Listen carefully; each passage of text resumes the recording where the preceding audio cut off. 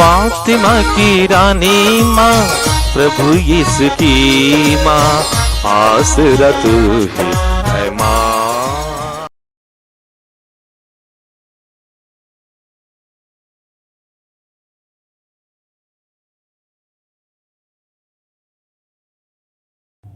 पहला पाठ उत्पत्ति ग्रंथ अध्याय 16 पद संख्याएं 1 से 12 और 15 से 16 तक। उस समय से साराय हागार के साथ इतना दुर्व्यवहार करने लगी कि वह घर छोड़कर भाग गई। प्रभु के दूत ने हागार को उजाड़ प्रदेश में शूर के रास्ते पर किसी झरने के पास पाया और उससे कहा, साराय की दासी हागार, तुम कहाँ से आई और कहाँ जा रही हो? उसने उत्तर दिया, मैं अपनी स्वामिनी साराय के यहाँ से भाग आई हूँ। प्रभु के दूत ने उससे कहा, तुम अपनी स्वामिनी के पास लौट जाओ और उसका दुर्व्यवहार सहन करो। प्रभु के दूत ने यह भी कहा, मैं तुम्हारे वंशजों की संख्या इतनी अधिक बढ़ाऊंगा कि कोई भी उनकी गिनती नहीं कर पाएगा। प्रभु के दूत ने उससे यह कहा, तुम गर्भवती हो और तुम प्रसव करोगी। तुम उसका नाम इस्माइल रखोगी, क्योंकि प्रभु ने तुम्हारे प्रति दुर्व्यवहार के विषय में सुना। वह गोरखर जैसा मनुष्य होगा, वह सबों पर हाथ उठाएगा और सब उस पर हाथ उठाएंगे। वह अपने सब संबंधियों का विरोध करेगा। हागार से अब्राम को एक पुत्र हुआ और अब्राम ने उस पुत्र का नाम इस्माइल रखा। जब हागार से इस्माइल उत्पन्न हुआ, उस समय अब्राम की उम्र 86 वर्ष की थी। प्रभु की वाणी। ईश्वर को धन्यवाद। भजन अनुवाक्य। प्रभु की स्तुति करो क्योंकि वह भला है। प्रभु की स्तुति करो क्योंकि वह भला है। प्रभु की स्तुति करो क्योंकि वह भला है। उसका प्रेम अनंत काल तक बना रहता है। प्रभु के महान कार्यों का वर्णन कौन कर सकता है? उसकी यथा योग्य स्तुति कौन कर सकता है? अनुवाक्य। प्रभु की स्तुति करो क्योंकि वह भला है। प्रभु की स्तुति करो क्योंकि वह भला है। धन्य है वे जो प्रभु की संहिता का पालन करते और हर समय सदाचरण करते हैं। तू अपनी प्रजा को प्यार करता है। हे प्रभु, मुझे भी याद कर। अनुवाक्य। प्रभु की स्तुति करो क्योंकि वह भला है। प्रभु की स्तुति करो क्योंकि वह भला है। हे प्रभु, आकर हमारी सहायता कर, जिससे मैं तेरे कृपा पात्रों का आनंद देख सकूं, तेरे भक्तों की सुख शांति से प्रफुल्लित होऊं और तेरी प्रजा की महिमा का भागी बन जाऊं। अनुवाक्य। प्रभु की स्तुति करो क्योंकि वह भला है। प्रभु की स्तुति करो क्योंकि वह भला है। जय घोष। हालेलुया। प्रभु कहते हैं, यदि कोई मुझे प्यार करेगा तो वह मेरी शिक्षा पर चलेगा। मेरा पिता उसे प्यार करेगा और हम उसके पास आकर उसमें निवास करेंगे। हालेलुया। प्रभु आप लोगों के साथ हो और आपकी संत आत्मा के मत्ती साथ। के अनुसार प्रभु यीशु ख्रिस्त का पवित्र सुसमाचार। हे प्रभु, तेरी महिमा हो। अध्याय 7 पद संख्याएं 21 से 29।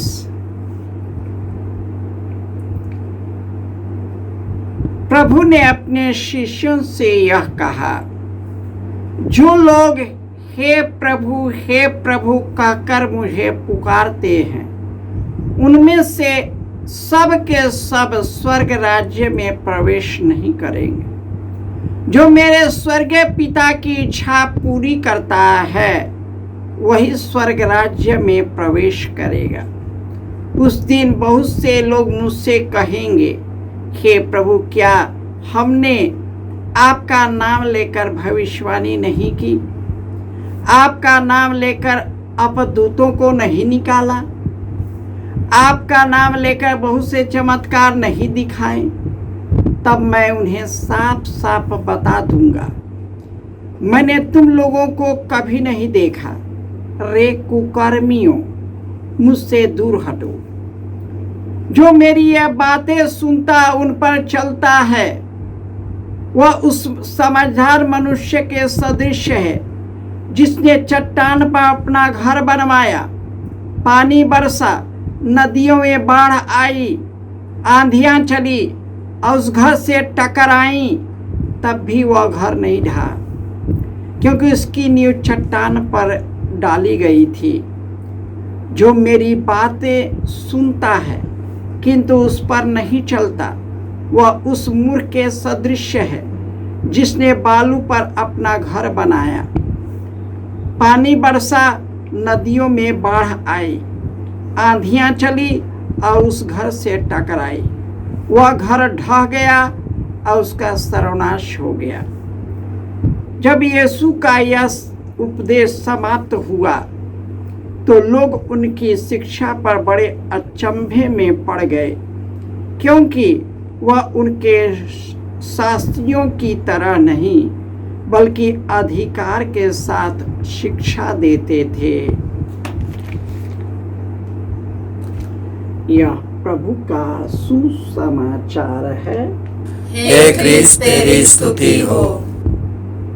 ख्रिस्त में प्यारे भाइयों और बहनों, जो ईश्वर को प्यार करता है उसके विधान के अनुसार बुलाए गए हैं, उसके कल्याण के सभी बातों में ईश्वर उसकी सहायता करता है, और जो उसमें विश्वास कर सदाचरण करता है उसकी कृपा अपने भक्तों पर बना रहता है। और यीशु वही बात कहते हैं, जो मुझे प्यार करता है वह मेरी शिक्षा का पालन करता है। मेरा पिता उससे प्यार करेगा, अब मैं आकर उसमें निवास करूंगा। यीशु हम लोगों को समझाते हैं कि केवल मुंह से प्रभु प्रभु कहकर और केवल धर्मचार्य की रीत को पूरा करके हम नहीं कह सकते कि हम ईश्वर का कार्य करते हैं। हमारा हृदय कहाँ है? हमारा करने का इरादा क्या है? हम किस इरादे से कर रहे हैं? क्या अपने लिए करते हैं कि ईश्वर के लिए करते हैं? जब हम चंगाई के कार्यों में करते हैं अपनी ख्याति के लिए, अपनी प्रशंसा के लिए, कि ईश्वर के महत्तर महिमा के लिए? यीशु बोलते हैं कि क्या जो मैंने कार्य किया निस्वार्थ और शुद्ध हृदय है, या उसके द्वारा अपनी इच्छा की पूर्ति के लिए ही उसको किया करते हैं?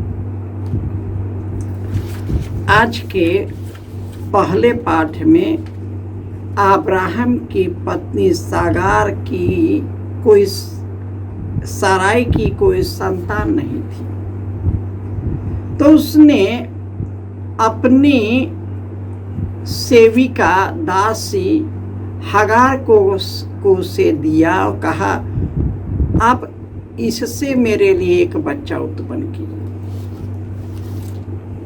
बहुत विरोधाभास है मेरे लिए। जब ईश्वर ने इब्राहिम से कह दिया कि तुम्हारा पुत्र ही तुम्हारा वारिस हो, यहां पर एक जटिल समस्या उत्पन्न हो गई जो आज भी बरकरार है। ईश्वर ने जैसे ही दासनी को पता चला कि वह गर्भवती है, वह अपनी मालकिन सराय को नफरत की दृष्टि से देखने लगा। यही हमारे देश में है। जिसका बच्चा नहीं है वो ये दुनिया का कुचला हुआ व्यक्ति है। संसार से पहले यही सब चलता है। और क्या हुआ? घर टूट गया, दोनों बिखर गए। कृपा ईश्वर पर दोनों पर पड़ा, लेकिन वह कृपा विखंडित हुआ। इस्माइल के पुत्र इस संसार के चीजों में बह गए, क्योंकि उन्हें अपने पिता का साया छूट गया, उसे निकालना पड़ा। और उन्होंने जैसे ईश्वर ने कहा था, सारा की का बेटा जो उत्पन्न हुआ वही उसी के द्वारा ईश्वर का कृपा बरसता है। इसहाक जब उसका बेटा हुआ तब ईश्वर ने उससे की परीक्षा ली। उस परीक्षा में इब्राहिम खड़ा उतरा और उसे फिर उसके द्वारा कृपा मिला। और अब से उसने कहा, अब्राम नहीं इब्राहिम कहलाओगे, मैं इसी के द्वारा तेरे वंशजों को कृपा प्रदान करूंगा। ईश्वर ने उसको भी आशीर्वाद दिया, हागार के संतानों। लेकिन दोनों के राज्य अलग है, एक संसार का राज्य, ईश्वर का राज्य। हालांकि इब्राहिम की संतति भी ईश्वर के मार्ग से भटकता है, ईश्वर उस पर दया करता है और अंत में उन्होंने मुक्तिदाता यीशु को भेजा है, जिन्होंने अपने वाणी के द्वारा, स्वर्ग राज्य की घोषणा के द्वारा, चंगाई के द्वारा, क्षमा के द्वारा, दुख और पुनरुत्थान के द्वारा हमें जीवन प्रदान किया है। और वही प्रभु यीशु जो दाऊद की संतान कहलाते हैं, हमारे लिए अपने जीवन को अर्पित किया। हमारे उन सभी के गुनाहों को, हमारे इब्राहिम की संतति को, हमारे अपने ही पुरखों को, सबके पापों को शुद्ध किया और हमें मुक्ति प्रदान किया है। वह मुक्ति हमें अनंत मार्ग की ओर ले जाता है, जो पवित्र आत्मा की शक्ति द्वारा हमें दिया गया है, ताकि हम ईश्वर की महिमा में बढ़ता जाए और अपने सदाचरण के द्वारा ईश्वर का कृपा पात्र बन जाए। जय यीशु।